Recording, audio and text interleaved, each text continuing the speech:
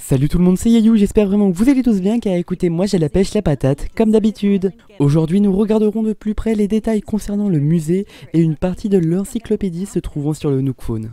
Je vous propose donc de commencer cette vidéo.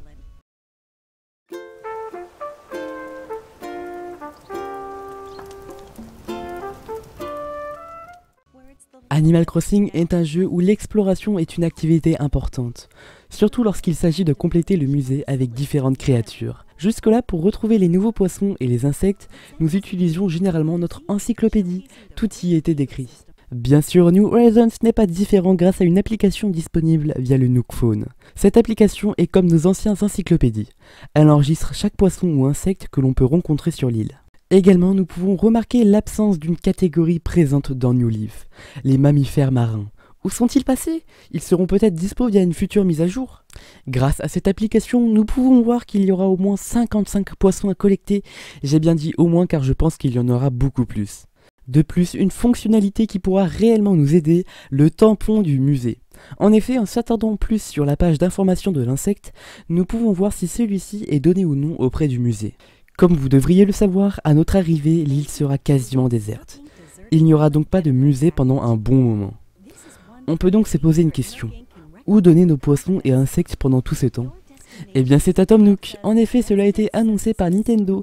C'est notre petit Tanuki qui prendra en charge les donations. Après quelques temps, nous pourrons bel et bien installer le musée sur notre île. Je tiens à préciser que nous pourrons le placer là où bon nous semble.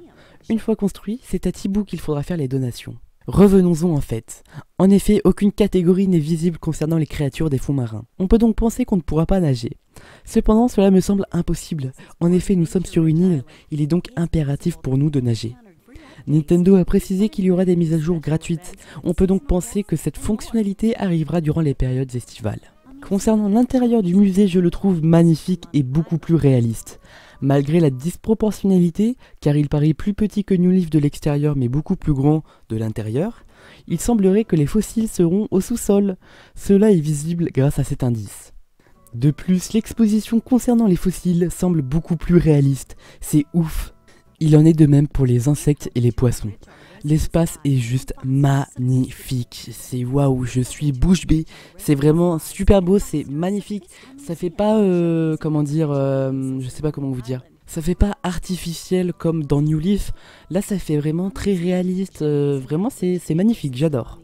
Surtout l'espace réservé aux poissons lorsqu'on passe sous l'aquarium, dans l'espèce de tube là, c'est magnifique. Pour plus de vidéos sur Animal Crossing New Horizons, n'hésite pas à t'abonner et lâche un gros pouce bleu car cela m'aide énormément.